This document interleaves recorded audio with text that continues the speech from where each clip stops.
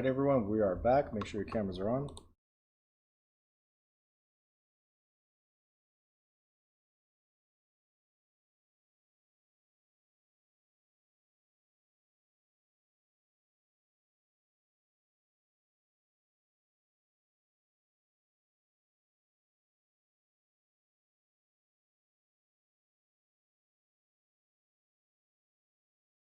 Cameras, please. Make sure they're on.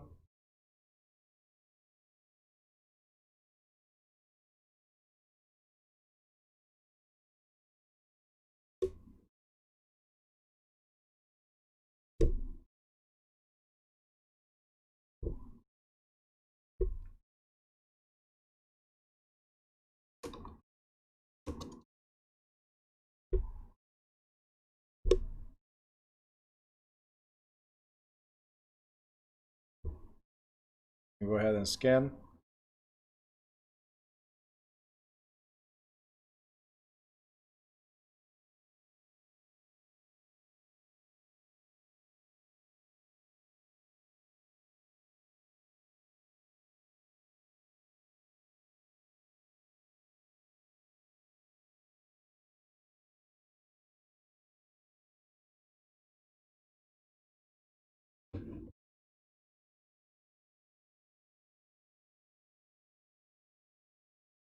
Come on, guys. Everybody must have their camera on, otherwise it does not count.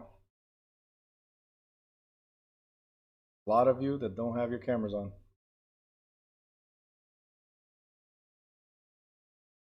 Or pointing at you. Great to watch the ceiling as I'm talking to you guys.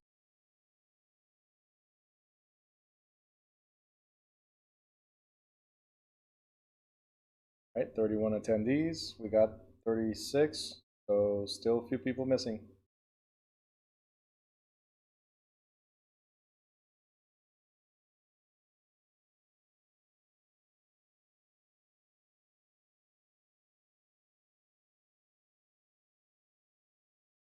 Two.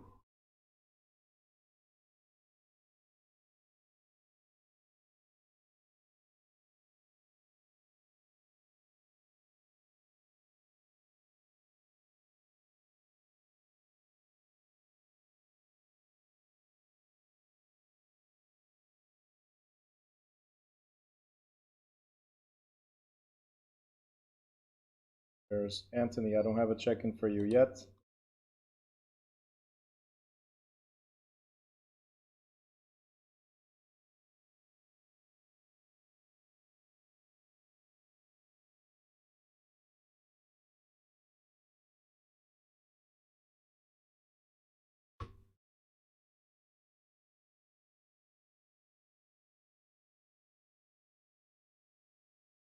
Calvin, I don't have a check-in for you yet.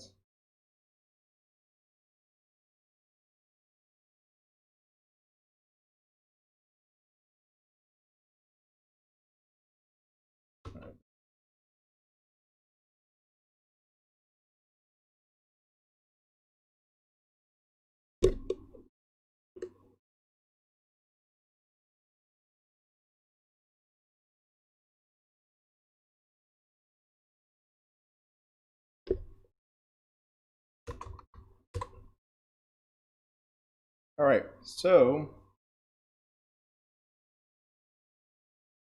okay, Antar, I'll check it out. Chapter 13, General Brokerage Practices. Now, there's some good news and some bad news about this chapter. Ready? The bad news, here, Joanna.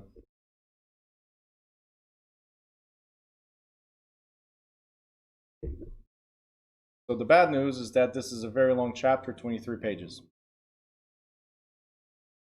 Here comes the good news. Most of the stuff you guys already know, so I'm just going to touch a few topics. Right? So, let's talk about function and organization. Function and organization. The core activity of a brokerage, so what do we do? Who may legally broker the real estate, and types of brokerage organizations and trade organizations. Now, The reason why we're going to also jump a few things is because we have the state-specific portion, and every state has their own kind of guidelines when it comes to brokerage. All this will be repeated then, okay? Hold on. Joanna, go ahead.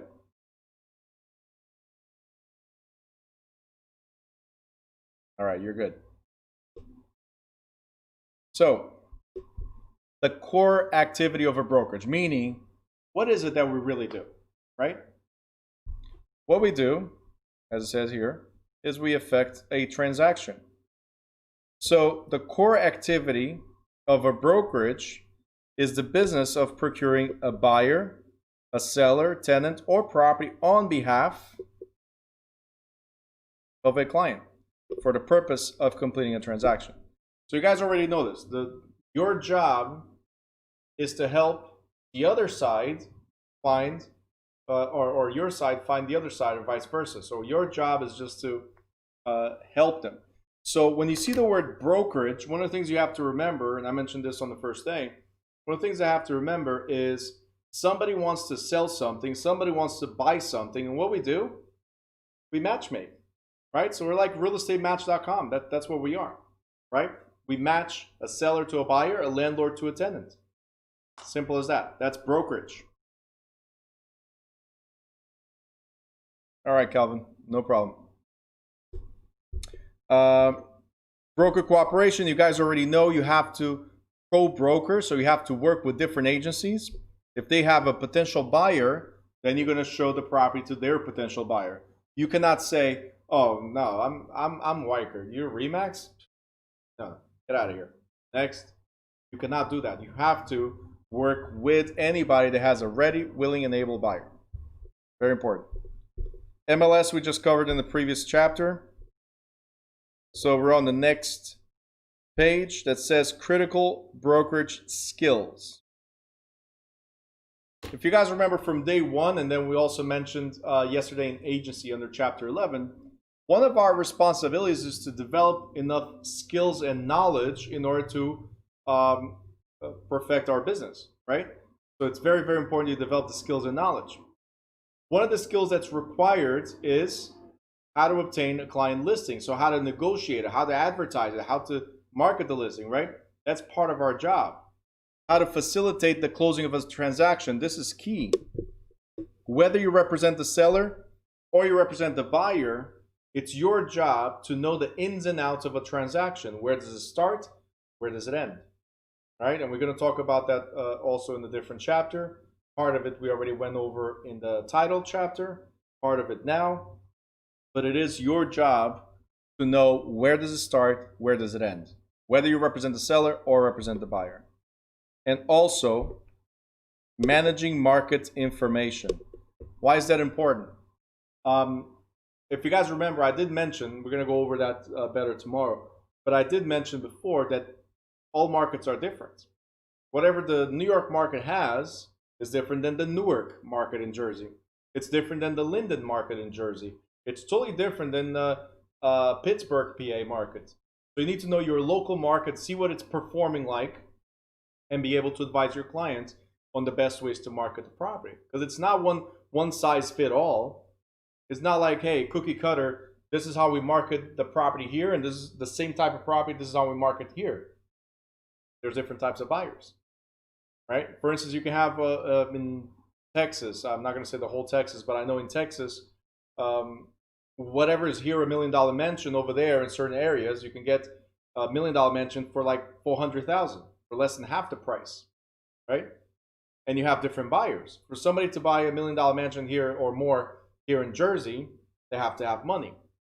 For somebody to buy in Texas, maybe they're retiring and they're just moving from here to Jersey. It's different type of marketing, right? Not that I'm bringing down Texas or uplifting New Jersey or vice versa. No, it has nothing to do with that. I'm just talking about understanding the type of market that you're in, the type of client that you have, right? It's very, very important. Again, this was mentioned in day one. Okay. We talked about different types of transactions. If you guys notice, nothing here is highlighted, because this portion is a quick review of the first week as well. The types of transactions, you know that there's residential, there's commercial. We talked about this in day one. We talked about focusing in a particular geographical area and so on. We also talked about in the very first day the difference between brokerage and trading, right? Brokerage, we're helping somebody else. Trading is like I'm buying and selling properties of my own, right? That's the difference. Brokerage versus trading. Okay? This is like third party, right? Hold on. Third party, right? Right, and this is yourself. First party, yourself. You're buying a property, you're selling a property. Okay? And then we have this one. Brokerage versus advisory services. Okay. So brokerage is you helping the seller or the buyer, the landlord or the tenant accomplish something. Advisory services, we're not helping you accomplish anything. You asked for my opinion, which I may or may not charge for. So I can give you a market report. That's advisory services. You ask me, what are your properties worth? That's advisory services. All right. Now you're asking me, oh, I like what the market is doing and I like the value of my house. Could you help me sell? Now that's brokerage services. So that's the difference between these two. We talked about it also on day one. If you guys have any questions, just stop me at any time, okay? So again, common brokerage specialties from day one. It could be sales, rentals, assignments, exchanges, subleases, or options. That's transaction type. Property type could be residential, commercial. Within residential, you have single family, condos, co-ops, mobile homes, apartments. Commercial, you have retail, office, or industrial. Again, just to recap, land, special purpose, business, real estate securities, and so on. So there's different property types. You have transaction type, you have property type, and you could be involved in all of them, or you can choose one to be your niche, niche, whatever way you want to say. If you want to be French, if you want to be American, whatever way you want to say it, doesn't matter. Okay? So you're trying to determine what you're going to focus on. That's very important. Hey, I focus on residential. I do not do commercial, but I work with people that do commercial. I focus on residential. I do not do industrial, but I know people and I work with people that do industrial. Does that make sense? Let them be the pros in their business, because I'll refer to whoever does industrial. I'll refer to whoever does commercial, and hopefully, because they don't do residential, they'll refer to me to do the residential portion, if that makes sense.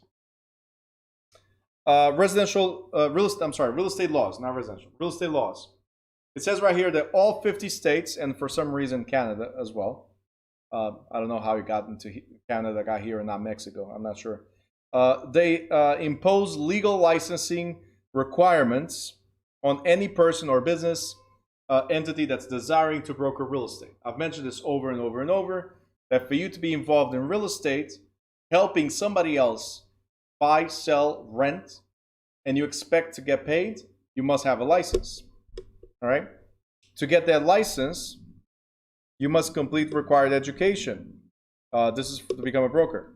You must meet the experience requirements as a salesperson and pass a state exam. Okay?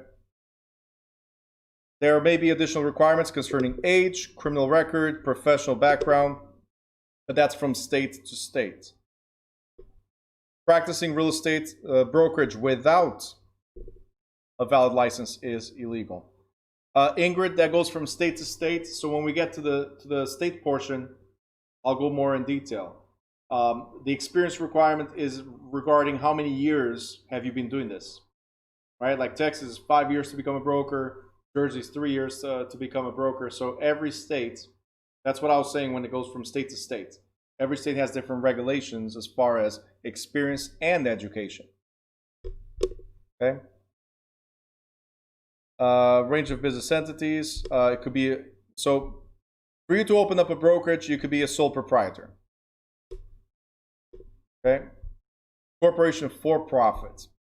I'll come right back to it. Non-for-profit cannot be a brokerage, but it could be a general partnership, limited partnership, joint venture, and so on.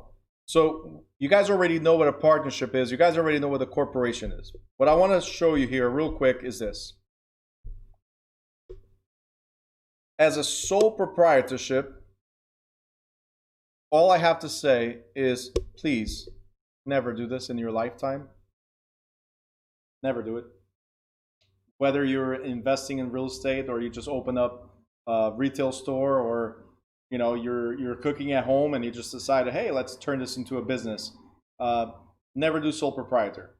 The reason being is, even though it creates a separate ID for you, like you're getting your own tax ID, right? Even though you might be able to do that, the liability is 100% on you.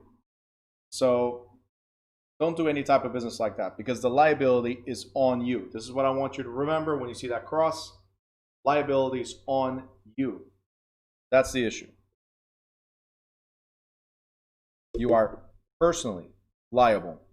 That means you might have to sell your own assets to cover business losses.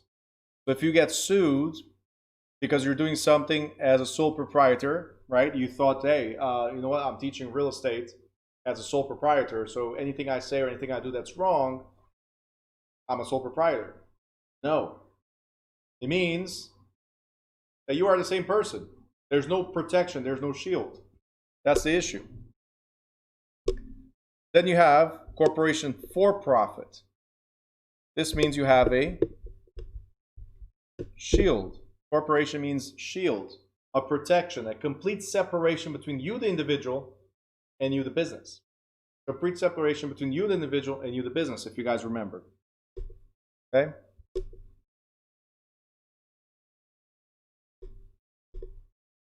You guys already know that you're double taxed if you're a corporation, so I'm just skipping a few things. If it's a nonprofit, what you need to remember is nonprofit may not broker real estate. They can buy property, they can sell property and make money on that property, but they cannot broker. They cannot act on behalf of other people in order to help them sell or help them buy, because our business is for profit. As far as general partnership, you guys know, who can tell me the difference between a general partnership and a limited partnership? Anybody? You know by now.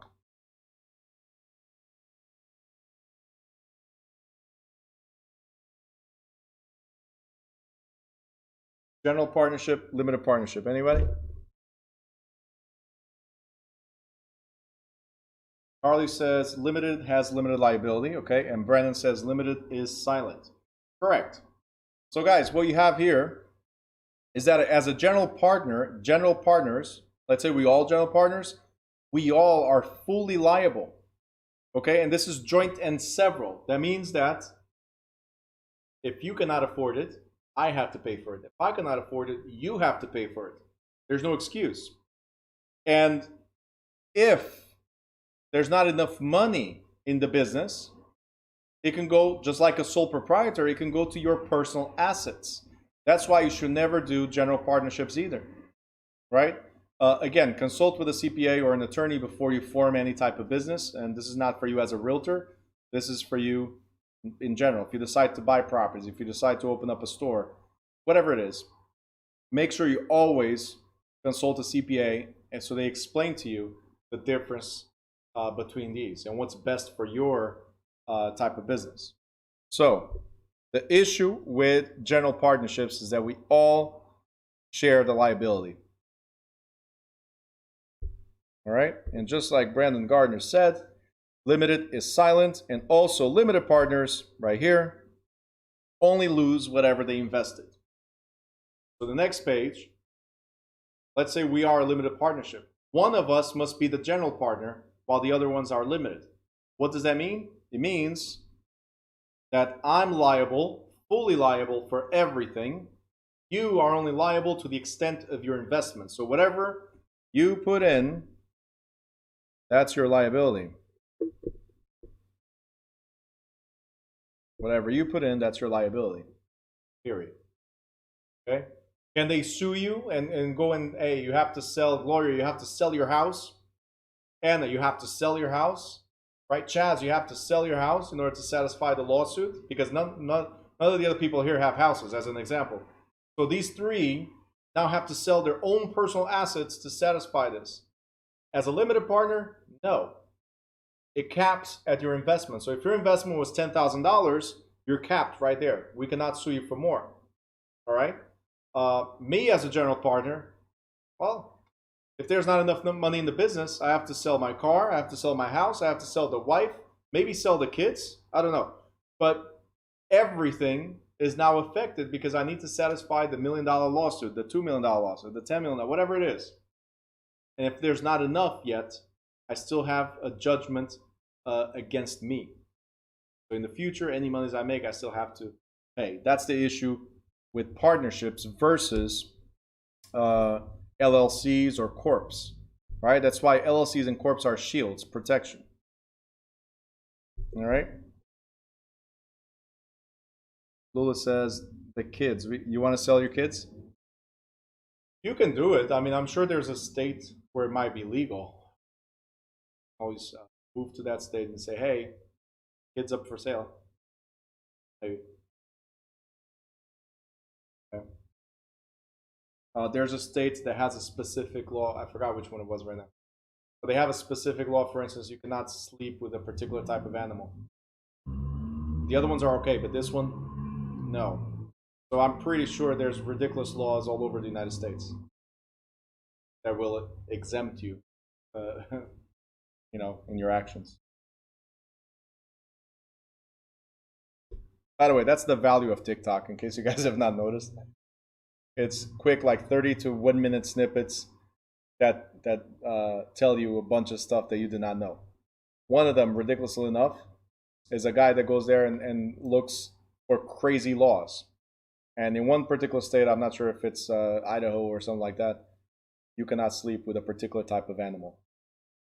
Not like sleep, like lay next to the animal. Whatever. Anyway, crazy stuff. Next, joint venture. All right, joint venture, what you need to remember, is for a specific business endeavor. So joint ventures are not intended for a long-term relationship. Joint ventures are, hey guys, I have this particular deal right across the street and I don't have the money, but if we all get together, right, we can put the money together to buy it. Instead of borrowing from the bank, we all become partners. What do you guys think?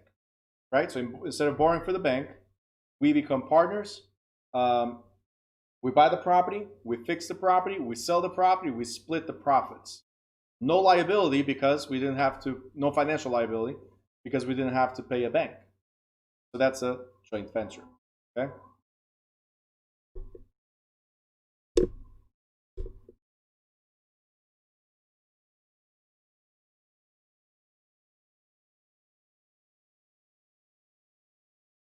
All right. Business trusts and real estate investment trust, or REITs. All you need to remember is that they meet special tax treatment and they have to meet certain requirements, but we'll talk about it in chapter 18 when we go over investments. And then co-ops. So, which type of real estate can broker? I mean, which type of business form can broker? As an individual, as a sole proprietor, as a for-profit, as a general partnership, limited, or joint venture. May not broker non-for-profits, business trusts, or co-ops. All right, so can you open up a real estate office right now? The answer is yes, under any of these forms of business. Okay, not like this. Okay?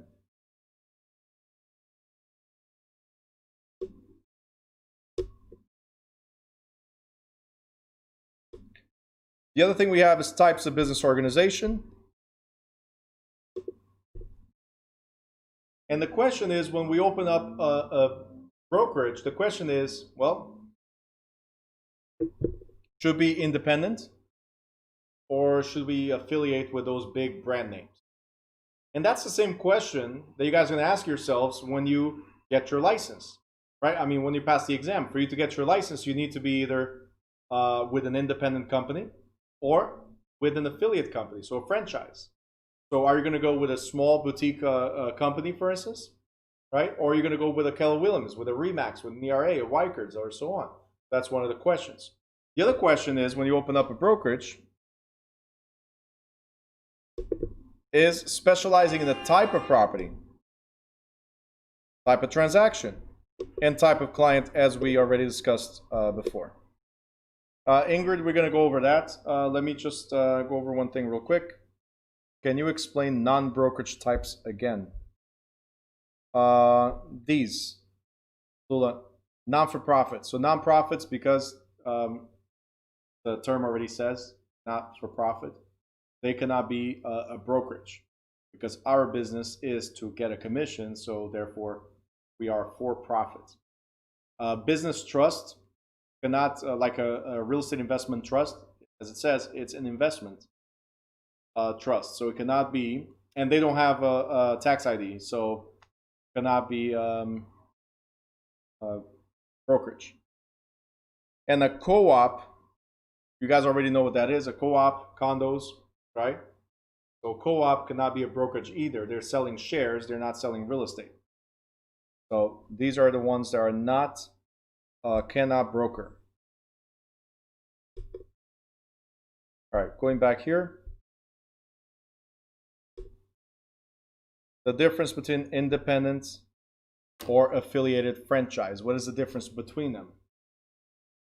Look, there's pros, there's cons to everything in life.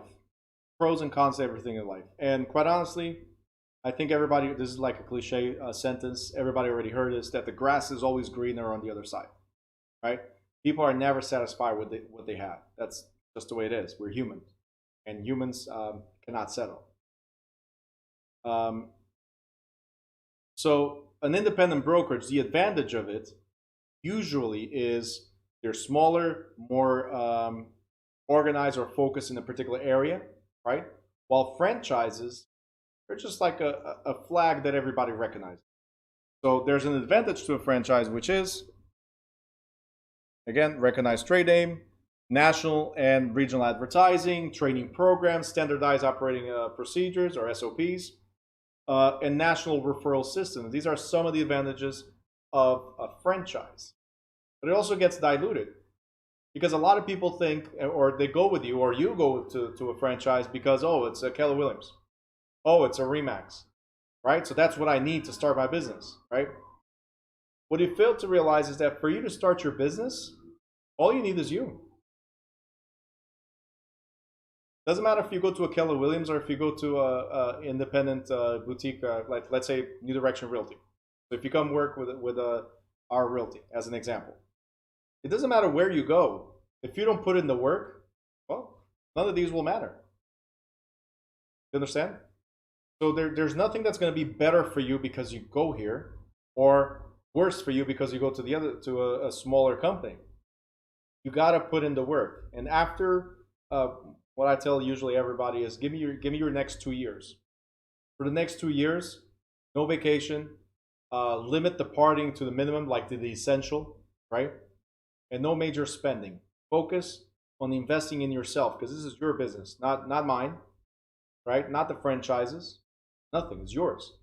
So if you do that for the next 2 years, I can guarantee you that the third year to the fifth year, things start getting way easier. And from the fifth year and on, it's just a never-ending avalanche of referrals.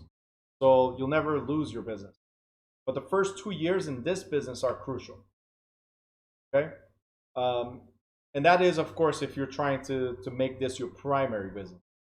If you're here just to make an extra few bucks and you got your own thing and you don't want to leave it, make a couple of extra bucks, well, you don't have to focus that much. Just, hey, I overheard somebody say they wanted to buy or sell, so Bruno, hey, could you help them out? Type of thing, right? But your first 2 years are key. You're really serious about this. So it doesn't matter what these offer, right? As an independent or as a franchise. The key is what you're going to do about it. So with that being said, it's very, very important that you understand the fees. Franchise pays a franchisor startup fees and a portion of gross income. So every month you're going to have an expense. Some of them have a startup cost, a hefty startup cost. Some of them have monthly costs. Some of them, every time you get paid, they take a chunk of your paycheck just to the franchise, not even to the office, to the franchise, right? So at the end of the day, it could become very expensive, again, if you're not doing anything with the business, right? So if you're not doing anything and you're just paying, you know what? Come work for me then, right? Come work for me. If you just want to pay, I'll accept your money, right? You don't have to do anything. Just pay me every month and I'll be happy. And you know what it is? Some agencies, regardless of their flag, so whether they're franchise or independent, some agencies, that's how they operate. They don't care if you're going to do business or not. They just care about that every month, like going to the gym. Does anybody have a gym membership? Raise your hand if you got a gym membership. All right, a few of you. Keep your hand up if you actually go to the gym. All right, some hands went down. Only 2 people have their hand up. Look at that. Right? I had like 6. Chrissy, you go to the gym with a cast and everything? Cool. I went to the gym a couple times too to sign up. And then one day I kind of like, hey, let me just see if the gym's still in the same spot. So I went there, right, just to see, and I walked out. But anyway, some people do that in real estate. They sign up. I really want to do this. They come full of energy. It's like the January, right? January for the gyms is how you start in real estate. I'm really full of energy. And then you get trapped into this monthly fees, right? Which is, there's nothing wrong with that. If you don't have the right personal trainer, let's call it like that, right? So the right leadership is key because look, I don't want your money. I don't want your money. I want you to be successful so you can give me more money. I don't want this money. I want the success money. Do you guys understand the difference? I don't want this money. I want the success money, right? That's why I try to work hard with the students that ask me questions. Right? Denise the other day just passed the state exam. She was asking me questions until 3 o'clock in the morning, like for the whole week, asking me questions. And here I am answering. I got to a point. I said, "Look, I apologize, but I'm gonna go sleep because I gotta wake up early in the morning." Right? And that morning she passed the state exam. So I work hard with the people that show me that they want to move forward. You guys understand? A type of leader that's there for you, not the one that says, "Hey, come here. This is what you got to do right now. Do it." Right? No, that's also the wrong thing. I want, as an example, the way we work here is, and I'm telling you the same thing. Show me that you want this.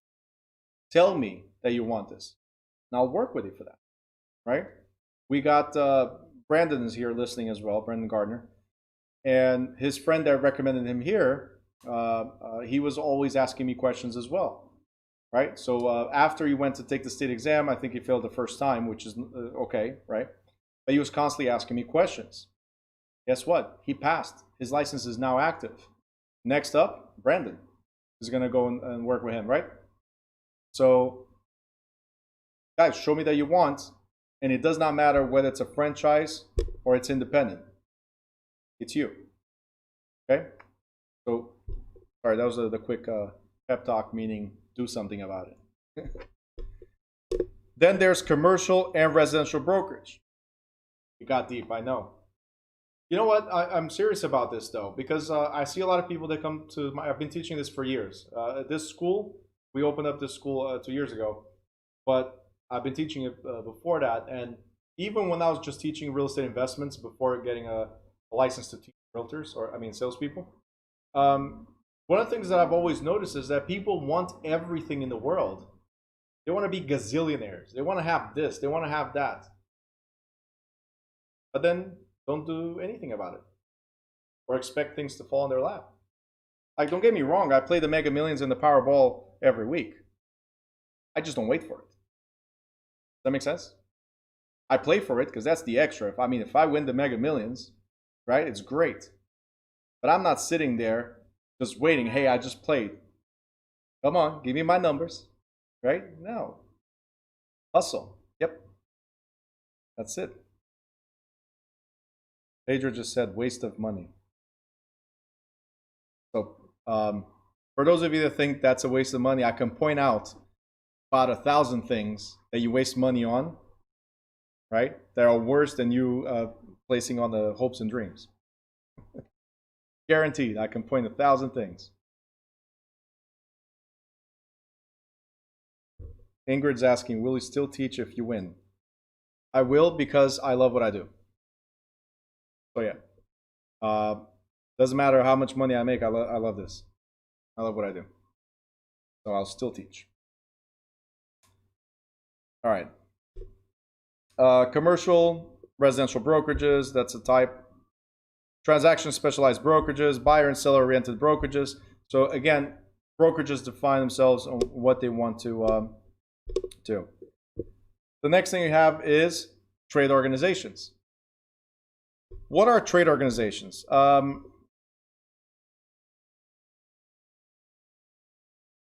Trade organizations are,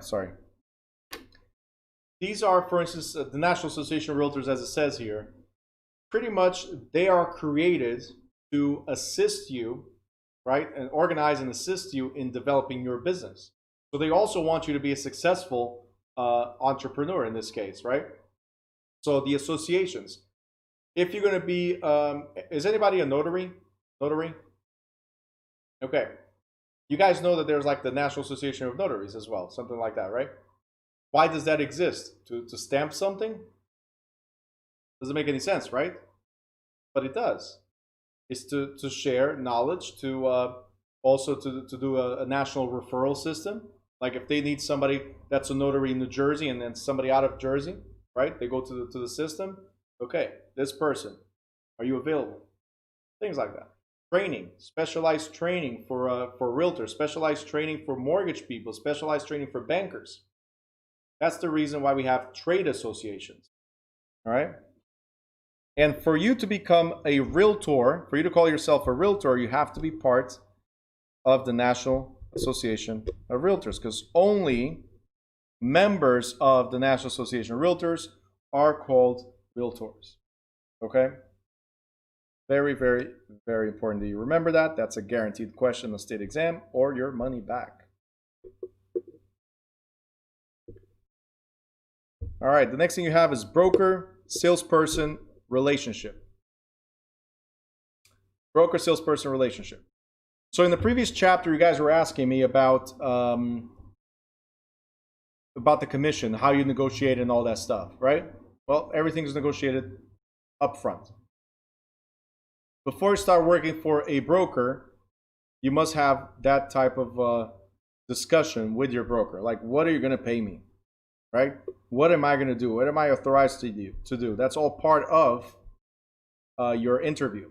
So only a broker, as you guys know, can have an active broker's license and hire and employ a licensed salesperson.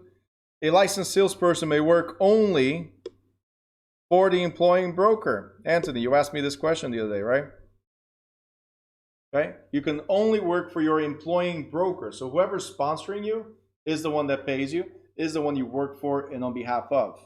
You cannot, we're going to repeat this a bunch of times, you cannot work for or receive direct compensation from any other broker. If you're sponsored by Remax, that's your brokerage. If you're sponsored by Wycard, that's your brokerage. You cannot be a Wycard and work for Century 21. No. If you want to work for Century 21, move. Simple as that. Next, you have agent scope of authority. So what can you do as a licensed real estate broker? As I already said, you can hire people, and you're the only one that can represent a client. You're the only one that can represent the client. You, as a salesperson, you are an agent of a broker. So everything you do is on behalf of the broker.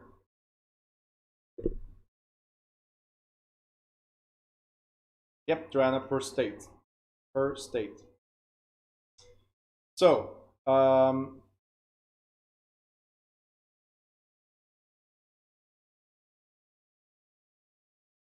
we already covered this as well. Broker, and there's broker salespeople, there's salespeople. Salespeople, they work on behalf of the broker. That's it. They get paid by the broker only. You do not represent the client, you represent the broker that represents the client. So with that being said, you may not bind the client to any contract. You may not receive compensation directly from the client, and you may not accept a listing or deposit that is not in the name of the broker. So if somebody wants to give you a bonus or give you some type of money, right, in the transaction, right, they cannot pay you directly because you're not the broker. They have to pay your broker. There might be a question in the state exam that relates to that. Just remember, all payments, doesn't matter what it is, if it's a bonus or if it's a commission check, all payments must go through your broker. Okay? Simple. We don't make contracts directly with the clients. We do it on behalf of the broker.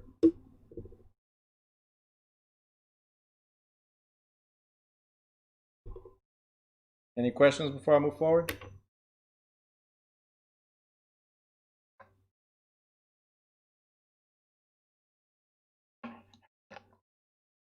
Questions?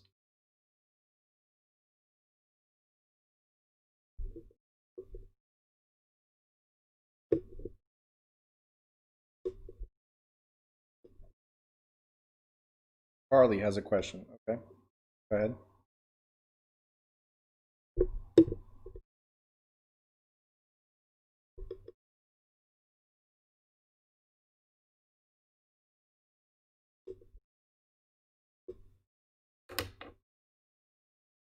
Oh, a bunch of questions. Guys, you forgot the rules of the questions. Put a question mark.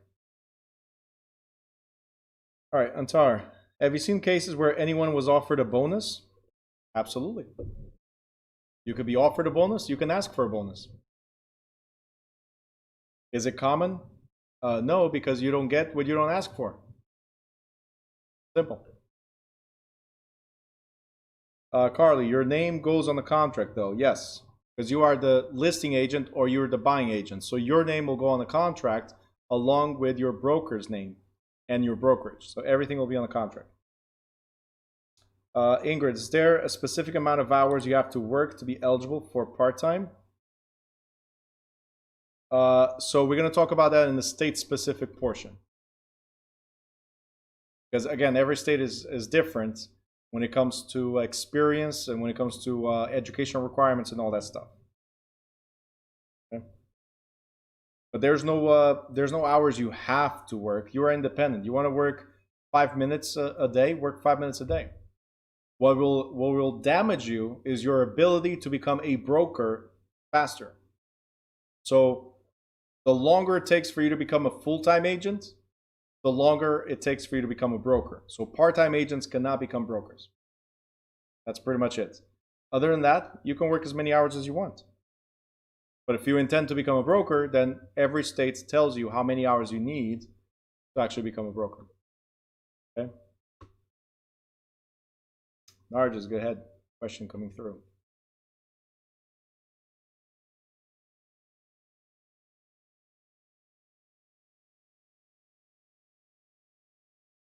Is full-time considered 40 hours? Yes. How much in New Jersey? We'll talk about it in the final week. We have a New Jersey portion, specific portion.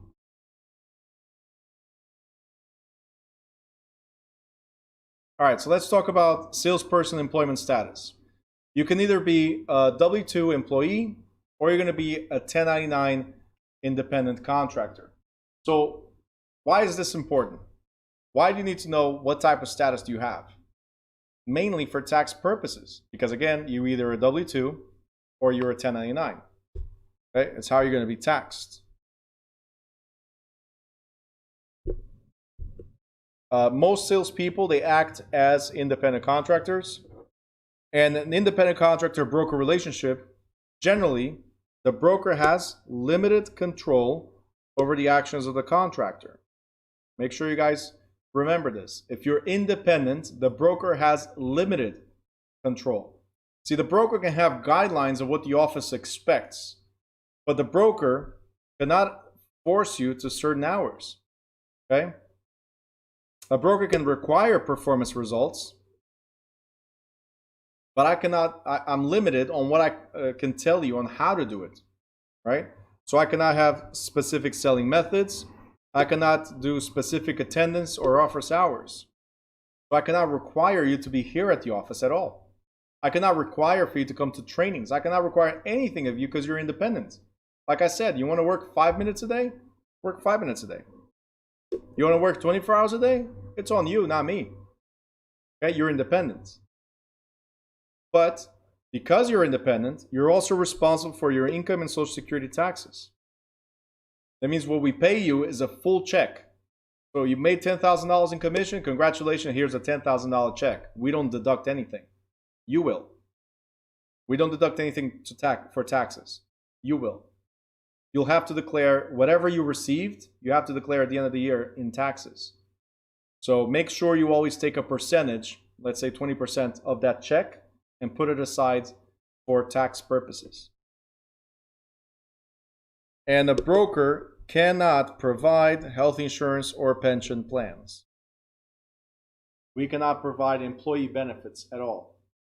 That's potentially a question as well in the school or state exam.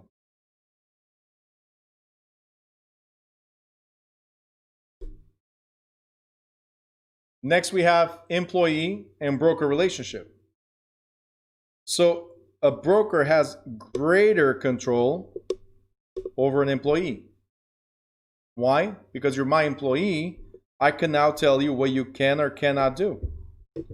This is what I expect of you because you work for me. You're not independent, you work for me. So here's what I expect. This is the method of sales. These are all the office policies. These are the hours you have to be here. These are the meetings you have to participate in. Have to, right? And you got to handle the phones. So as an employee, I can require things of you. As an independent, it's on you. Remember when I said that it all depends on you, your success depends on you? That's what we're saying here. If you're an employee, I'm going to force you because you have to do the hours. If you're independent, well, you got to be a self-starter. Got to do something. As an employee, I also have to withhold taxes. And you may receive benefits, like health benefits. Okay?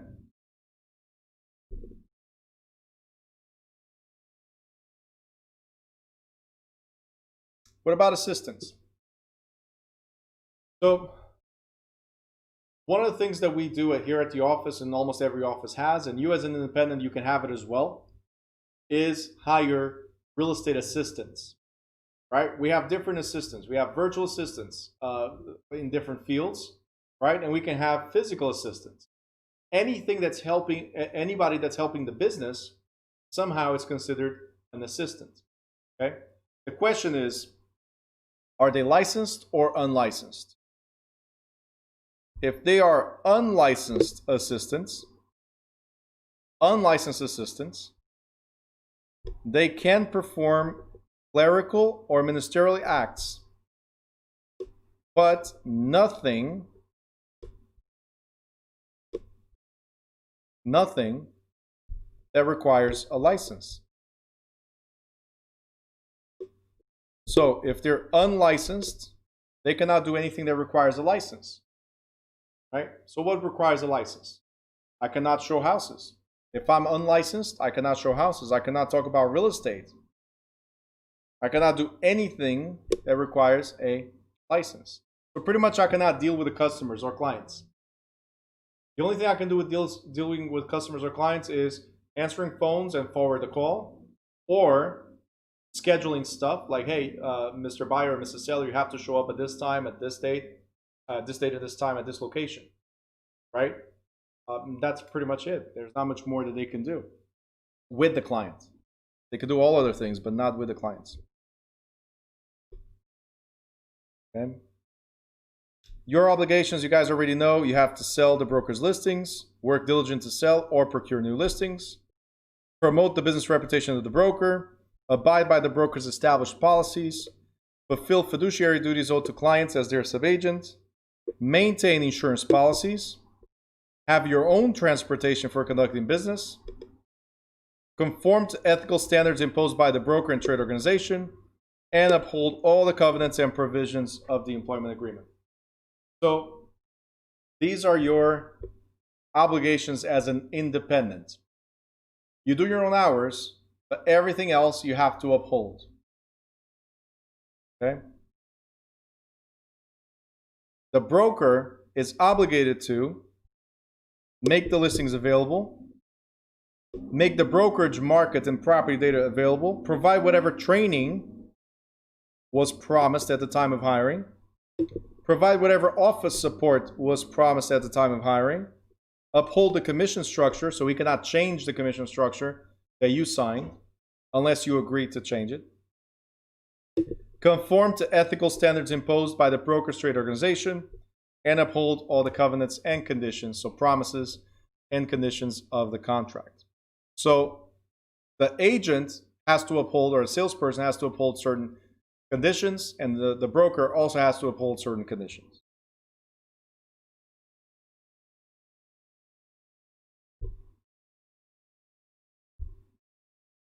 This does not matter, right? I can skip. Right, I can just go to like 3 pages down. Right? You're good? Skip? No. All right, fine. I'll talk about it. I just want to make sure you guys are paying attention. That's all right. An agent, the most important part. Sure. I thought you were in this for love and affection, iCarly, right? Wasn't? Didn't you say that before? For both? Okay. You said both? I can go back to the whole chat. At the time, you only said love and affection. Later on, you might have said both, but not at the time.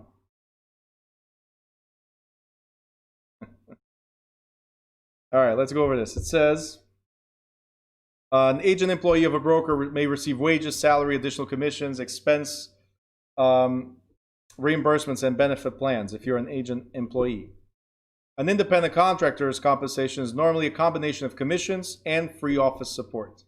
Most sales agents, might be a question in the exam, most sales agents, they work as independent contractors. Most sales agents work as independent contractors. Now the commission split, as I talked about in the previous chapter, commission split is going to be based on what was negotiated at the time of listing. Okay? So the sales agent earns compensation for procuring listings and for procuring buyers and tenants whenever the transaction results. In the jargon of brokerage, there are 2 sides of a commission. There's a listing side and there's a selling side. So in every transaction, you have the opportunity to earn both sides. If you just earn one, let's say it's a 6% commission, then that means your brokerage gets 3%, the other brokerage gets 3%, right? If you bring the buyer yourself, you're the listing agent and you bring the buyer, then your brokerage gets the full commission. So they get both sides. And this is the reason, like when we're doing the interview for agents, we talk about sides. We don't talk about transactions, right? So if you cover in all our projections, money projections, whatever, if you cover X amount of sides a year, right? Because in one transaction, you can have 2 sides, right? If you cover X amount of sides a year, this is potentially what you could earn, and so on. So 2 sides to a commission, the listing side and the selling side. Okay? Question, if you have the listing side, who are you representing if you have the listing side?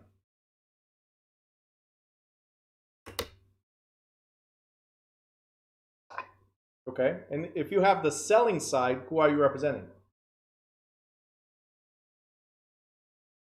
If you have the selling side, who are you representing?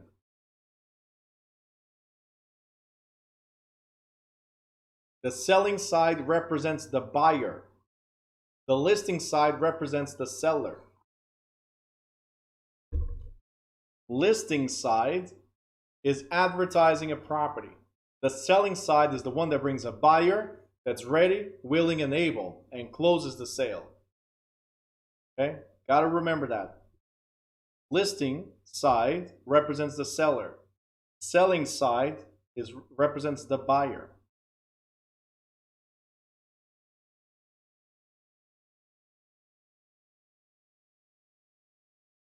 Okay? It says right here, an agent who sells a listing, that means finds the customer and receives a share of the broker's selling side of the commission, according to the commission schedule.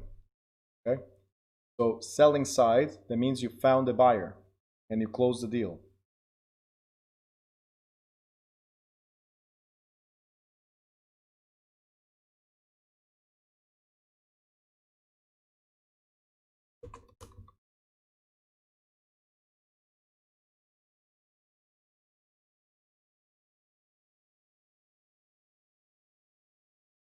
Okay? All right, commission schedule 70-30. I'm going to go right here and calculating commissions, so I'll show you real quick. Calculating commissions. Let's say the property sold for $500,000. That's like the Jersey, North Jersey average right now. $500,000. The commission is 6%. That's what we negotiated. Well, the total gross commission is $30,000. This is the gross commission. $30,000. So yes, guys, if this is the average in your neighborhood, this is how much commission will be paid out. Does that mean you get $30,000? No. In this example, the co-brokerage is splitting 50%. That means 3% for one side and 3% for another. So 50-50, right? 3% why? Because we had 6% gross. Okay? And the agent splits 50% on both sides. So in this example that we're going to go over, you're getting a 50% commission. It's not a 70-30, it's not a 60-40, it's 50% commission. So situation A, it says a cooperating broker is involved. So we have another agency involved. So this is the selling agency, the seller's agency, and this is the buyer's agency. Okay? How much did the listing broker get? $7,500. How much did the listing agent get? $7,500. And the same across the board. Why? Because we had agreed to 50-50 right there. We said 50% and then 50% for the agents. So the commission here total is $15,000, which is 50% of 30, right? And then we split 50-50 with the agent. And vice versa, 15,000.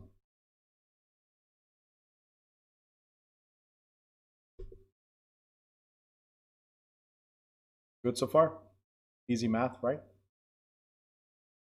Out of this sale, you walked away with $7,500. $7,500.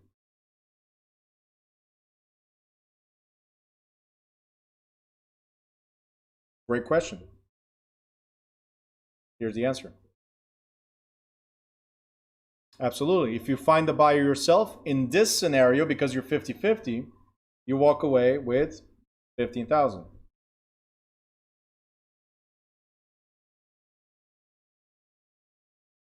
Okay? That's before taxes. You're going to have to pay taxes at the end of the year. That's not on us. You get your full $15,000, right? But then you got to go do your own taxes. So you have to do deductions on the money you earn. If there's no cooperating broker, but everything is inside the office, in this example, the broker gets $15,000, and each agent, because they're on the 50-50, each agent gets $7,500. So again, it's just giving you 3 scenarios here of how you get paid in a transaction. So if you're independent, or if you're a 1099, you are responsible for your own taxes, period. So we'll give you these checks, as you see here, depending on who you represent.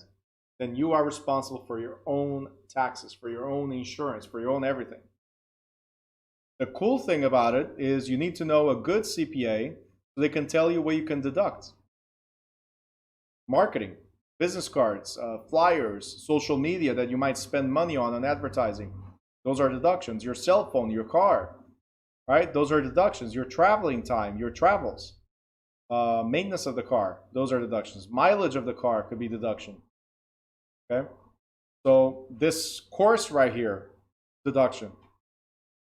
The course you're doing right now, this class right now, it's already tax deductible.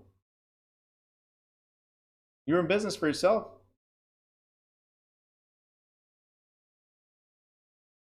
Ruth, if you are W-2, get commission as well. So as a W-2, I can give you a salary and commission split. But not all agencies promote employee. Okay, not all agencies do that. Most agencies don't want to have somebody that's salaried, so they prefer not to have. They're all independents. All right, question here is, Carly, what should you look for when choosing a broker? Leadership, training, support, period.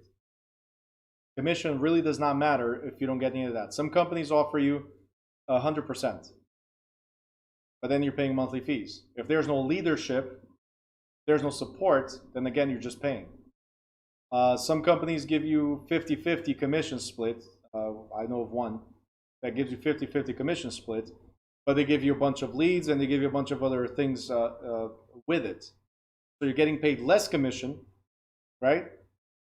But everything is being like spoon-fed to you, pretty much. So the key is what they're offering. Okay, which one is better, W-2 or 1099? 1099 all day, every day.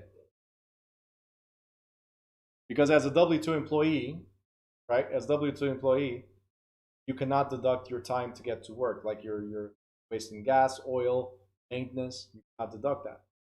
Employee. Be able to deduct on the 1099 portion, but not on the W-2 portion. Okay. Katia wrote loyalty and friendship. Well, yeah. In an agency, you want to have a broker. You want to have loyalty and friendship, and vice versa. But loyalty and friendship does not make you money. So we still go back to leadership. So I agree 100% with loyalty, friendship, having a family type of environment. That's what we try to promote as an example, right? But if there's no leadership, or if you are not a self-starter either, I could be a great leader, but then if you are a rock, as we qualify the people, right? You are a rock if you don't do anything, right? If you're just there, I cannot make the rock move. I can throw it somewhere, but once it gets there, it's the same thing. It's just there. Okay. How do you quantify deductions or receipts? Yes.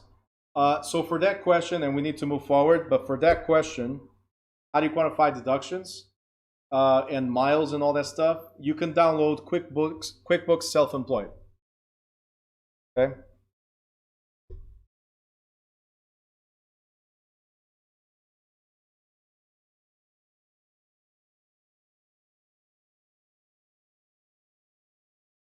So there's an app called QuickBooks Self-Employed app. And it tracks mileage and all that good stuff. Okay, it has a bunch of things. Right here, it's $12 a month, as it says here. And then it tracks income and expenses, maximizes tax deductions, mileage tracking, cash flow, and a bunch of other things. So all you have to do is add your receipts to it, take a picture. As you start moving, it starts already driving, it starts already calculating your miles.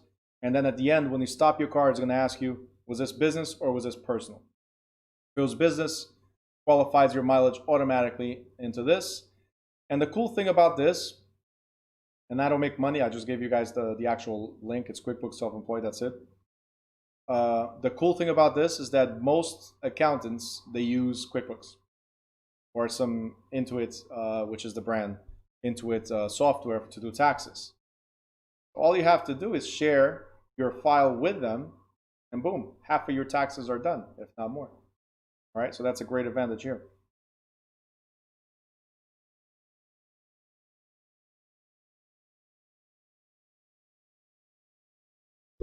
All right, moving forward. Operating a real estate brokerage. Operating a real estate brokerage.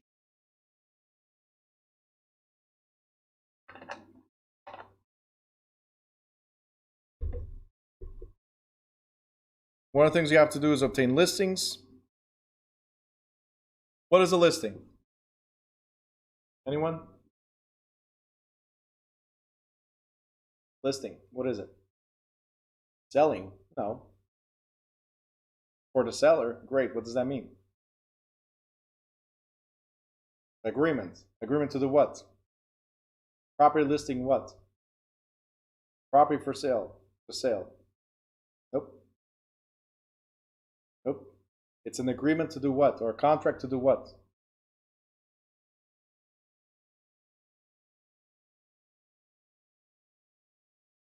YouTubers, you can also participate in this. Agreement to sell a property? No.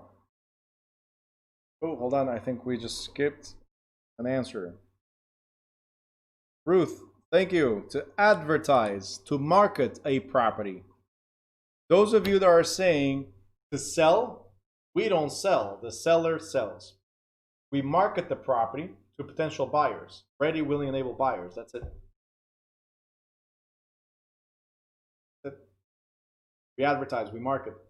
We look for buyers. That we don't sell. We don't buy, we do not sell. We're like Uber. We don't have taxis, right? And we don't provide the service. It's a platform. Okay? Like Amazon, like Airbnb. Okay? That's what we are. Somebody has a product, house for sale, somebody wants to buy it. What we do, we broker it. realestatematch.com. Okay?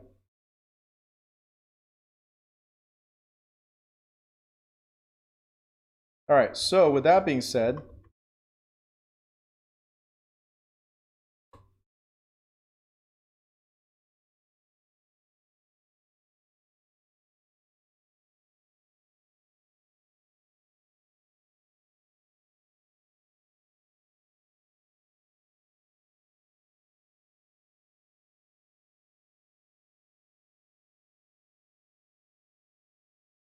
so again, with that being said, our job is to get listings. That's what it is. Listing procedures, you guys are going to have to learn how to do it. We don't teach that here. It's going to be taught to you by your agency because everybody has different ways to obtain these things, right? Now, new or experienced, an agent needs certain skills at each step of the process in obtaining a listing. What skills we need? We need to learn prospecting skills. That was the training on the last Wednesday. Prospecting skills is one of the trainings that we had, right? Your brokerage is going to have to provide you a training on how to prospect, how to determine the right type of price for the property. These are the CMAs, the comps, right? Comparables. A training on how to do a listing presentation, right? How to talk to the seller and explain what you're about to do for them, okay? And then negotiate the agreement, right? You want that 10%, right, Tatiana? You got to develop the skills to negotiate that commission. Okay, so these are skills you must develop. Okay, as far as pricing, we do CMAs, not appraisal. We do CMAs, we don't do appraisal. What is a CMA? Comparative market analysis. We'll talk about that in chapter 16 under appraisals, but we do not do appraisals. Okay. What is a CMA? It's an estimated price. What is an appraisal? It's an estimate of the price. The difference between them is that an appraisal is performed by somebody that's licensed to do so. So, it's very important for us to be careful, right? Be very careful to caution the sellers or advise the sellers that you are not an appraiser. You're not a certified appraiser. You're doing valuations based on your expertise and current tools and market value, but you're not a certified appraiser. So, if you want a more precise estimate of market value, then you should hire a licensed appraiser. In chapter 16, we're going to go over this again and again and again. Okay?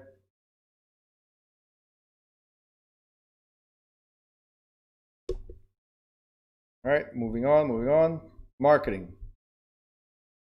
How to market listings. This is one of the skills you guys need to develop.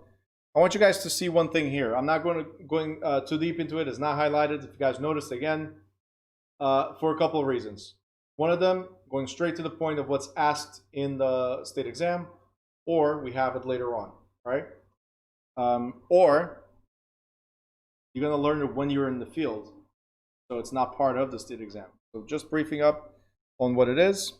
There's 3 basic steps to marketing, which is developing a marketing plan, which is Mr. or Mrs. Seller, this is what we intend to do. Okay, this is what we intend to do. Selling the prospect and obtaining offers. Okay, so marketing plan is what we intend to do. Selling the prospect is this. Now it's in green. You must qualify, guys, make sure you focus on this. You must qualify prospects' plans, preferences, and financial capabilities. You must show properties that meet the customer's needs.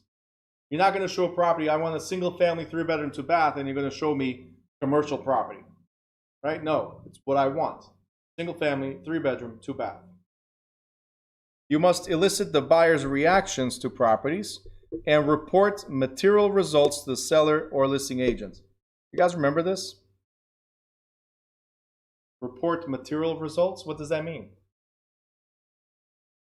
It means anything and everything that could affect the proposed transaction must be disclosed. If there's physical damage to the property, it must be disclosed. Right? Yep, disclosure. There you go. If the buyer cannot afford to buy because they lost their job or they don't qualify for the mortgage, we must tell the seller. So, again, report material results to the seller or the listing agent. Now, let's say you're not aware of things right away. You're not aware of issues right away. Do you guys remember when I told you that a family member, right, trying to sell his and his wife's property, right, they had a buyer. They're 6 days away from closing, and they found out that the buyer does not have a job. They found out that the buyer no longer qualifies for a mortgage. And they found out at the same time that this situation's been going on for over a month. If you do not know right away, it's your duty, doesn't matter who you represent, that at the earliest appropriate time, so as soon as you find out the issue, right, the agent must make certain disclosures, to a prospective customer. Now, depending on state laws, the agent may have to disclose the relevant agency relationship, the property's physical condition, and the possible presence of hazardous materials. Any questions on this?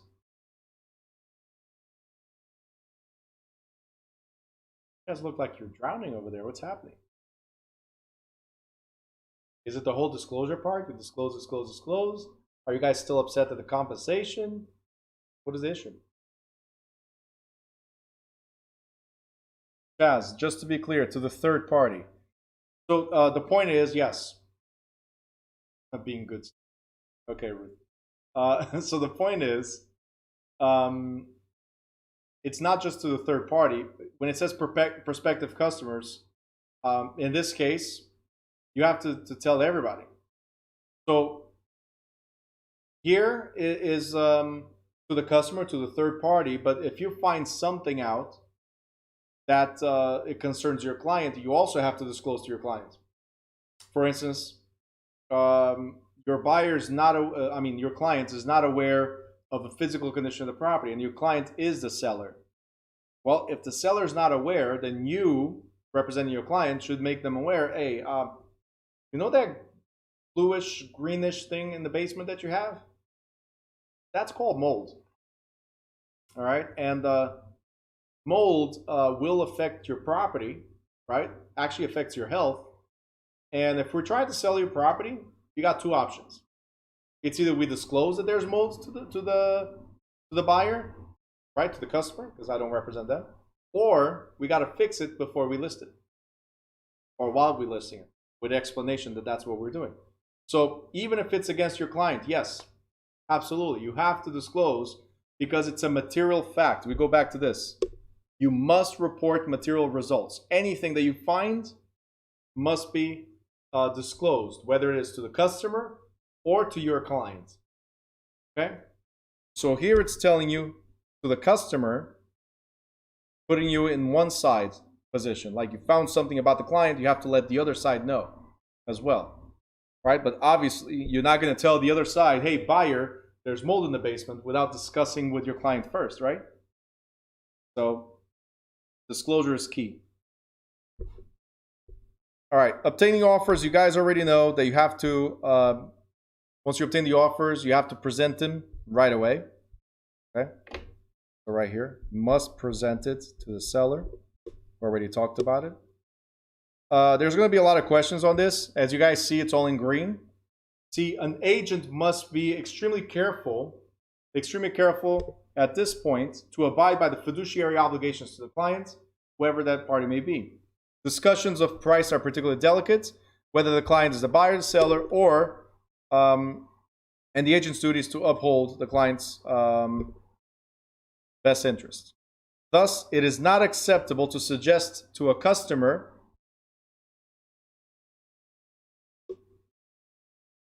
this is a almost guaranteed question, right? What the price that the client will or will not accept. So you're not going to tell a potential buyer, hey, I don't know you, right? I appreciate that you're looking at this house and, you know, I kind of like you. I think you'll be a good fit for this property. My client is willing to let the property go for $200,000, right? Would you do that? Doesn't make any sense, right? So you're going to protect your client first. So buyer or Mr. or Mrs. Buyer, put in your best offer. That's it. Oh, but how much is the seller really looking for? How much is they? I know it's listed for $250. How much are they really looking for? I'm sorry, I cannot disclose that information because I represent the seller. So give me your best offer. Right? But they're desperate. Wink, wink. No, don't do that. Right? That's also, again, right? You guys are smiling. Do you know how many times agents have done this? Give you the hints like, hey, any offer will fly. Right? Illegal. You represent the client. So, with pricing and other issues, it's always good practice to understand the role that a client wants the agent to assume in the offering phase of the transaction. In other words, how far the agent may go in developing terms on the client's behalf. So, how far will you go in disclosing certain things? Some sellers, they're okay. Look, I need to move tomorrow. If they want to give me $200,000, I'll take it. Right? If they're allowing you to disclose that type of information, then it's okay. But if they said, oh, I got to move tomorrow, right? And did not say anything else, then you can't disclose that information to the other party. Okay? Simple. All right, pre-closing activities. Guys, you are responsible. I already talked about this. I'm going to go through this real quick. You are responsible to walk through the transaction. What does that mean? Grab the buyer by the hand and say, hey, this is the next step. This is the next step. This is the next step, all the way to the closing. And the same thing for the seller. Grab by the hand. This is the next step. Next step, all the way to the closing. Our job is to babysit our clients. Unfortunately, that's what it is. But when you make $10,000 to babysit somebody, right, it's really not that bad, right? Who'd like to have $10,000 to babysit right now, right? Really not that bad. So here's what we have to do. We have to assist the buyer in obtaining financing. Oh, but doesn't the mortgage person does that? Yeah, but do they know where to go?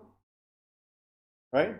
So you're the one that has to say, hey, I have a mortgage guy if you need, or a mortgage gal if you need, right? You're the one that has to say, oh, here's to clear title. Well, you got a contract with the title company, so here's the title company that can advise you on these things. Or already know you have to pay off the mortgage. Let's call the mortgage company and get it paid off. Simple. Assist the seller in completing property repairs by recommending. By the way, this should not be this way. Okay? By recommending inspectors, appraisers, attorneys, and title companies. We do not do the repairs ourselves. Okay, so this is stated like we don't do it ourselves. Okay, we recommend. We don't go in there, hey, your house is falling apart. Let me help you. No, we don't do that. We say, hey, there's issues with your house that need to be fixed.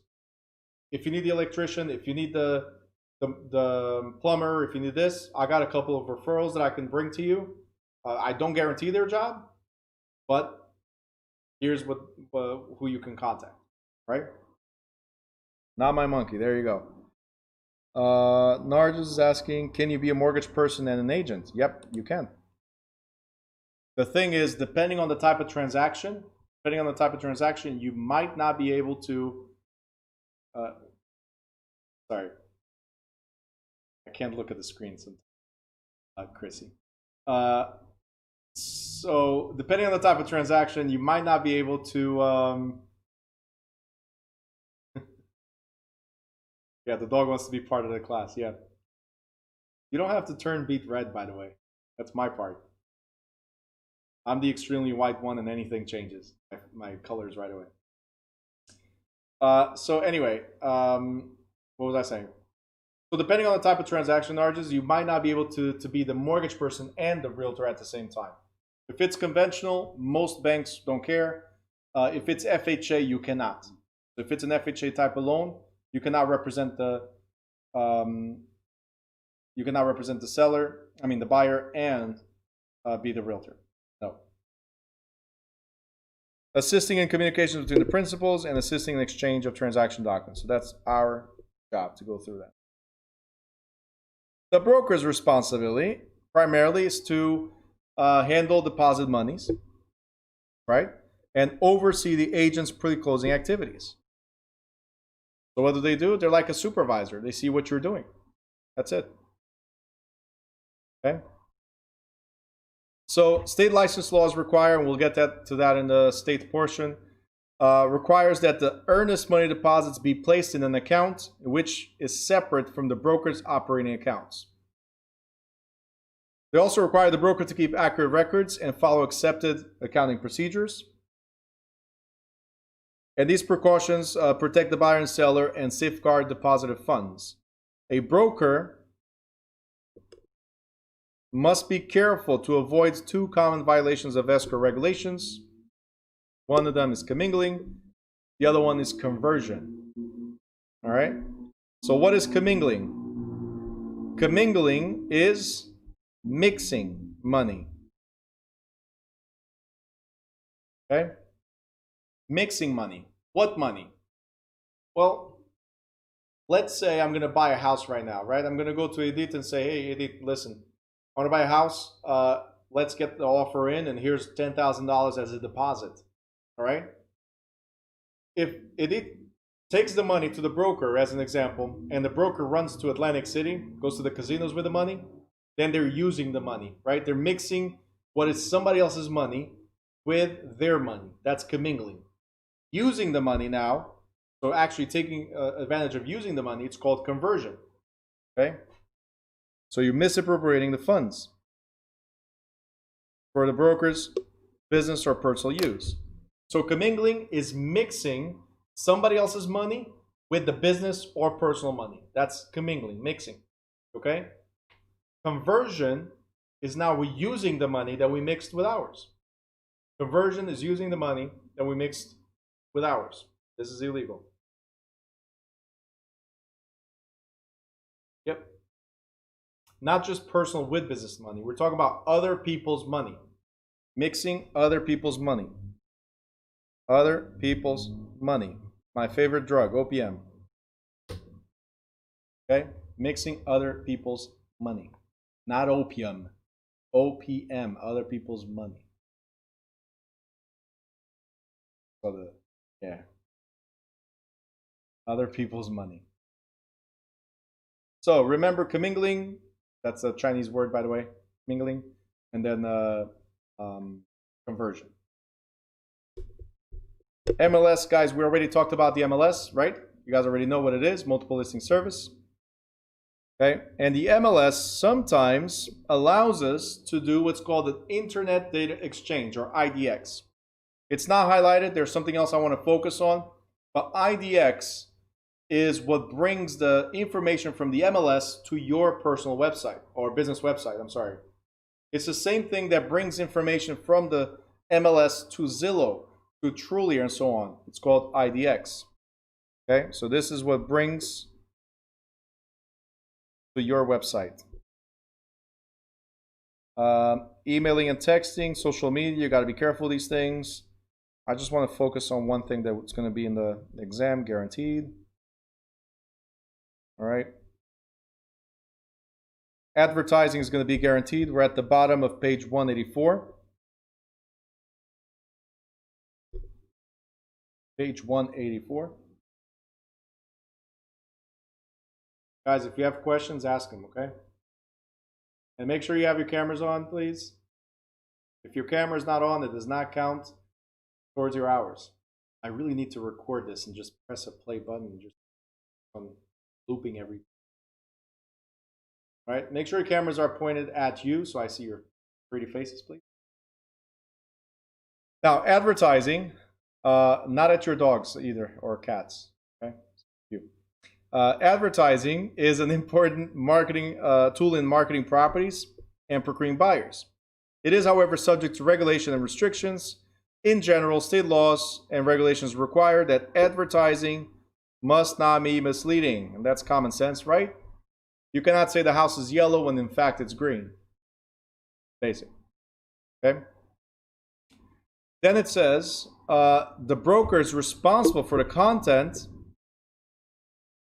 advertising done by the agent. So there might be a question in the state exam that asks who is responsible for agents' advertisements. They're going to put real estate commission, they're going to put the broker, and two other options. Who's responsible for your advertisement? Are you Googling it? You don't have to Google it. The broker is responsible for your advertisement. All advertising must reveal the identity of the broker. Licensed brokers and agents may not use blind ads to conceal their identities. Wafa, do you remember when you asked me, when you told me that your agent, right, was representing himself and advertising him as himself and so on? And I told you that that's illegal. Well, here we go. They must reveal who they are and who their broker is. Okay, I cannot just do an advertisement that does not include regarding housing, right? And you guys are going to realize this when you go to Facebook, Instagram, and so on. Once you start putting an advertisement together, it asks right there, when you put house for sale, it's going to say right away housing and financing guidelines.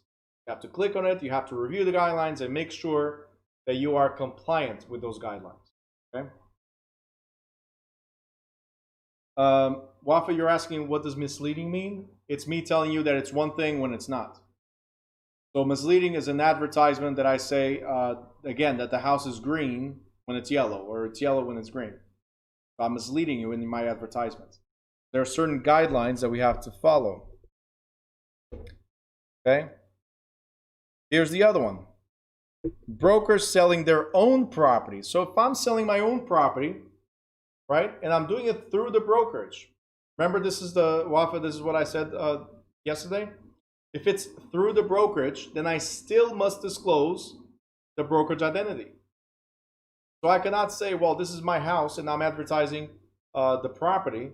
No, I have to say, hey, New Direction Realty is advertising the property, which happens to be my house. Okay? Not my house that I'm advertising, it's New Direction Realty is advertising a property that happens to be mine. So I'm the agent and the owner. Agent of whom? The New Direction Realty. Okay, so I have to advertise. Also, salespersons must include the broker's business identity in any advertisement. So it doesn't matter if it's business cards, if it's flyers, if it's social media, it doesn't matter. Wherever you advertise, your own website, you have to include the broker's identity. Broker's business, so the brokerage. Carly, sellers selling their house on their own, they don't need a broker. No. Those are called for sale by owners. They do not need a broker. Okay? The thing about for sale by owners, they try to skip the commission, right? But 9 out of 10 times, the house stays on the market way longer than it should. I'll drive around 3 times. I see that sign still there for sale by owner. Well, next time I knock on your door is to say, hey, it's $100,000 less. It's been here for a year. It's either you really don't want to sell, or by now you're desperate to sell. So I do this as an investor, not as a realtor. As a realtor, I'll knock on the door and offer the services. After a while, knock on the door, offer the services. Because whatever they're losing for all these months of not closing on it, whatever they're losing, they could have paid me already in commission. That's the thing about for sale by owners. All right. Right here, Telephone Consumer Protection Act. You have to remember this. TCPA, or Telephone Consumer Protection Act. You cannot do robocalls. You cannot do call people that are in the do not call list or registry, right? You cannot call them. You cannot text them, right? In fact, they added this to the TCPA, both for text messages and for emails. It's called the CAN-SPAM Act. Because of that, you cannot send unwanted messages, emails, or other commercial messages to wireless devices. Requires express prior authorization, and potential question in the exam.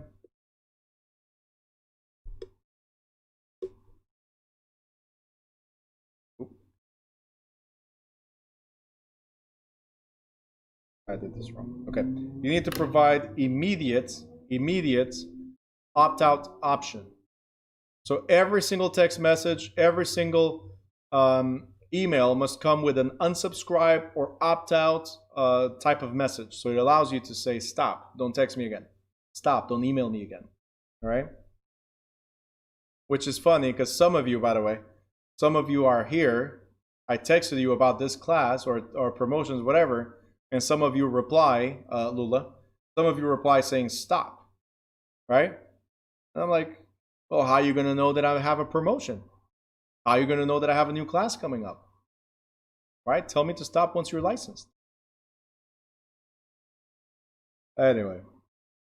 Now I'm just asking, how come I get these messages? It says, Lula, what do you mean you didn't know it was me? It says New Direction School. It says real estate class. Click on the link and check it out. You're fired. Ingrid says, thanks to your promotion, got me here. There you go. All right, so Narjas, how do you get these messages? Well, maybe you're not on the do not call registry. I don't know. You guys are now on my do not call registry. Whoever said stop. That's it. By the way, guys, once you have your license, in 2 years from now, you need to do CE credits. So yes, I'm going to advertise to you again. Just saying. Ruth, so you can tell. Most services, so I have the services that I'm using, most of them, if you're registered in the do not call or do not email or something like that, if you're on the block list, automatically, whatever phone number I add to it automatically blocks. So even if I send marketing to that number, because you were on my list, right? You want to send marketing, the system automatically stops it from going through. Unless you went to my site and clicked on it that says, yes, please send me info. Unless you've done that, you'll never get communication from me again. Jaquana, I'll talk about that in the state portion, because C credits depend from state to state. All right. Next thing. Brokerage company, like other businesses, are subject to antitrust laws designed to prevent monopolies and unfair trade practices. The most common ones are the Sherman Antitrust Act and the Clayton Antitrust Act. Sherman is about monopoly. Clayton is about predatory or exclusive contracts, right? So you need to know these two. Okay? You cannot create a monopoly. It's a great game, but not in real life. You cannot create a monopoly. It will go against you. So we need to use what's called anti-competitive behavior. That means the effect of the antitrust is to prohibit trade practice and trade restraints that unfairly disadvantage the open competition.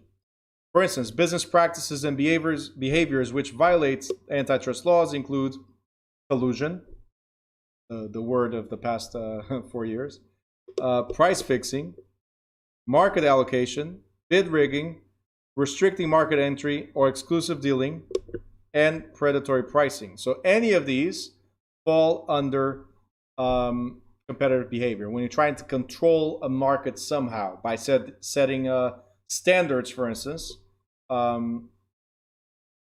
or standards for commission or services, by, right here, collusion, by joining forces with other businesses, not to compete in each other's business, for instance, or to put another out of business, right? Price fixing, I just said, is like the commissions or services. Market allocation, so we won't compete with you, you don't compete with us. This is your market, this is my market, so we don't go there, you don't come here. Can we play Monopoly? Sure, Katya, but not remotely.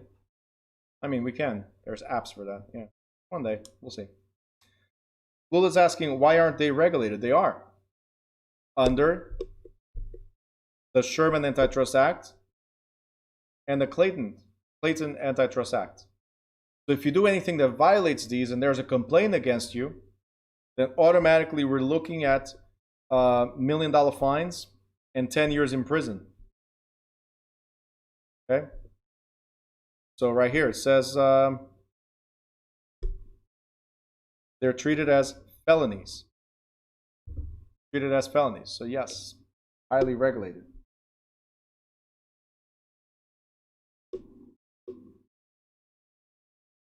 Okay.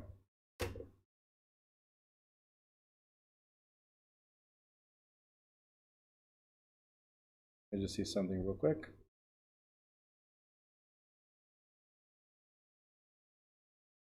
We're almost done with it.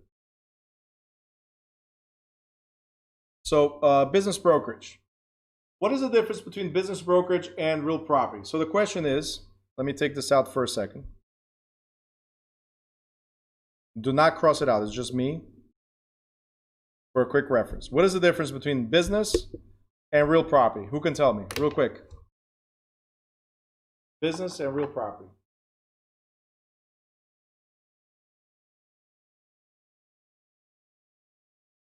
What is the difference?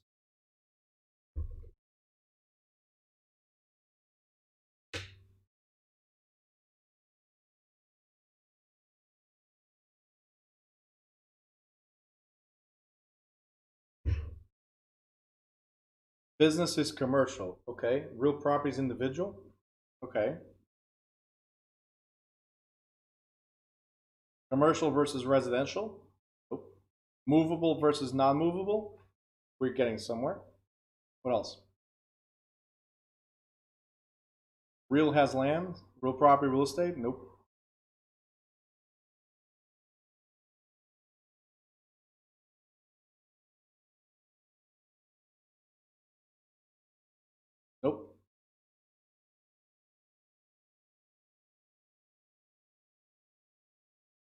All right, so to address that real quick, and it's okay. I'd rather you guys participate than don't say anything at all. Whether you're right or wrong, just say something, right? See, real property, as some of you got to that part, the real property, which was the obvious one you guys already know. Real property, there's land, right? And there's stuff permanently attached to it, man-made stuff permanently attached to it, right? Makes it real estate or real property, right? A business is, New Direction School is a business, right?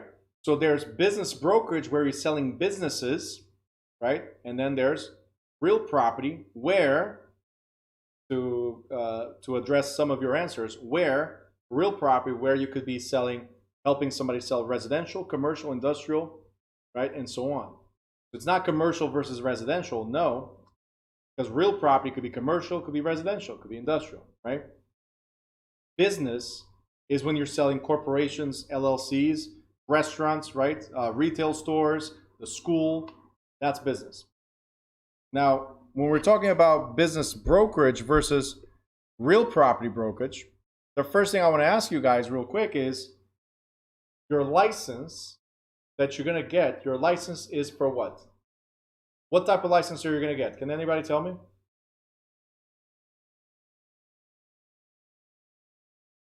Halfway through the second week, they go like, I don't know. I don't even know what I'm doing here. Trick question, yes. What is your license? I told you some of you did not know.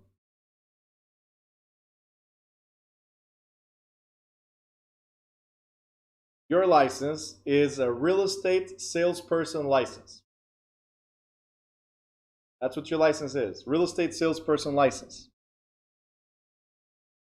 My question now is business like a restaurant, like a school, right? Not the structure, the business. Is that real estate? Is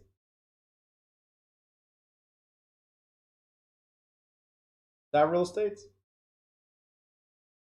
Of course not. The structure is. The business is not real estate. So if the business is not real estate, right, but your license only allows you to sell real estate, right, because you're a real estate salesperson, can we get involved in the business sale?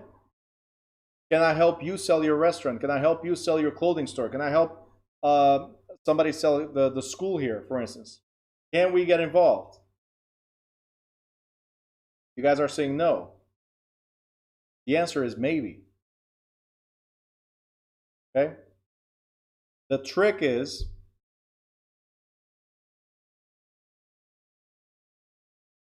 when you're transferring or selling a business, right? In most cases, you're also transferring an estate in land, whether it's a leasehold or a fee. So, if you're selling, for instance, here the school, you're helping somebody, helping me sell the school, right? But there's a standing lease, and you, the buyer, wants to be here with this lease, then we're transferring a lease. If there's a transfer of lease, right? There's a transfer lease, we can get involved. Or the gym, the owner of the gym owns the building. He's selling the gym and the building. Okay? So now it's for a fee. So it's a freehold that's being sold as well. If there's a piece of real estate attached to the business and sold with the business, then the broker must, all right, so if there's a piece of real estate, must hold a real estate license. Okay? So guys, if you're helping somebody sell a business that has a lease or a deed, so ownership, right? Then we can get involved. And now we increase our commission because we're getting a commission on the sale of real estate and a commission on the sale of the business. Like a double dip. Okay? Commission on both.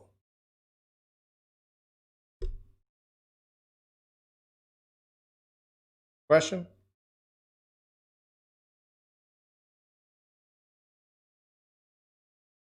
All right, we're good. The critical difference between selling a business and selling real estate is that the business includes the transfer of business income, personal property, assets, and possibly liabilities in addition to the real estate. Okay? So you have to have skills to determine if this is an asset sale or if it's a stock sale. What's the difference between asset sale and stock sale? Well, as the name says, I'm selling stocks. So are you buying the business LLC and everything that comes with it? Or are you buying just the contents, so the assets, and you're going to change the name of the company? Right? So are you going to, instead of, let's say you're buying John's Restaurant, right? But you don't want the name, you don't want the LLC, you want to call it Mary's Restaurant. But you want everything that's inside. So that's an asset sale. If you're buying John's Restaurant and the whole current structure, then it's a stock sale. That's pretty much the difference between these two. Okay. All right. At the end of page 187, it just says that you have to develop these skills as well, basic skills. For instance, being able to go over an income and expense, profit and loss. But this is a P&L, profit and loss. Okay. You have to know how to read those basic stuff. I'm not going to go too much in detail because it's not heavily tested. But you need to know the basics of this. Income, expenses, and profits. You need to be able, this you need to know, you need to be able to figure out the value of tangible assets, like cash and marketable securities, inventory, trade fixtures and equipment, real property, and accounts receivable. So you need to be able to say, well, Bruno, you got 6 chairs right here, and 6 tables, a bunch of chairs, got the computers, right? Got the TVs. The value that you have here is X amount of dollars. That's sellable as X amount of dollars on top of the business value for the clients that they have. Okay, so and that's called intangible now, which is the company name, trademarks, copyrights, licenses, contracts for future sales of goods or services, and goodwill. Right? So there's tangible, which is again the stuff we can grab, and there's intangible, which is stuff that, hey, it's out there, I have rights to it, but I cannot physically grab it. Like a company name, you cannot grab the company name. Right? It's a paper that says this is the company name. Trademarks, copyrights, customers, databases, and stuff. So in valuing a business, both tangible and intangible assets must be taken into consideration. Even though intangible assets may be very difficult to appraise. All right.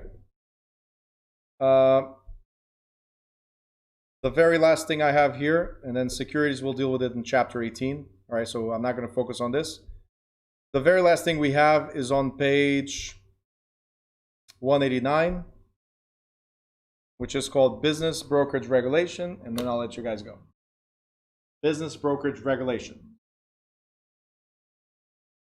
Page 189.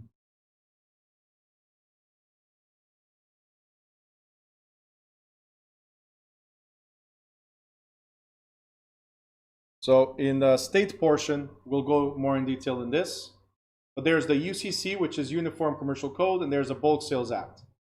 Now, the UCC, as it says, Uniform Commercial Code, it's what we agree across the board of how to handle business sales or transactions. That's what it is. So it's uniform sale, right? Bulk Sales Act, and that's where we're going to focus on when we get to the state chapter, protects creditors against loss. That's pretty much what you need to remember right now. We'll talk about it better in the state portion, but when you see Uniform Commercial Code, it regulates the sale of personal property, because this is business personal property. This right here, all this stuff right here, whatever's behind me, to the sides, the front of me, the tables, the chairs, this is business personal property. Okay? And finally, the Bulk Sales Act is, hey, look, all this here is financed or leased. right? But I'm not going to tell you that. I'm just going to sell it to you and let you assume that it's all paid off. So the Bulk Sales Act protects the creditors, people that I owe money to, right, when I sell to you. So it protects them from me ignoring my debts. That's what it is, all right? Any question, guys?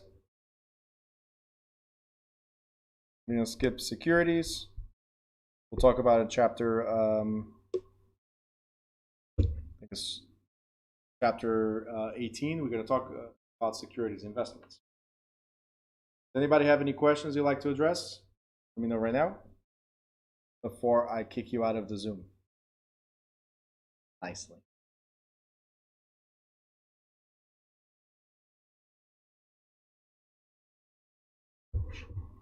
Lula, why are you sending messages on the website while I'm here? You paying attention to me or to the website?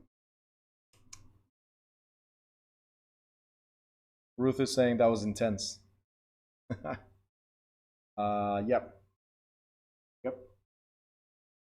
All right, guys. If you have no other questions, I'm going to end this session, and I'll see you tomorrow at 5:30. Guys, make sure you're using Quizlets. Make sure you're asking questions.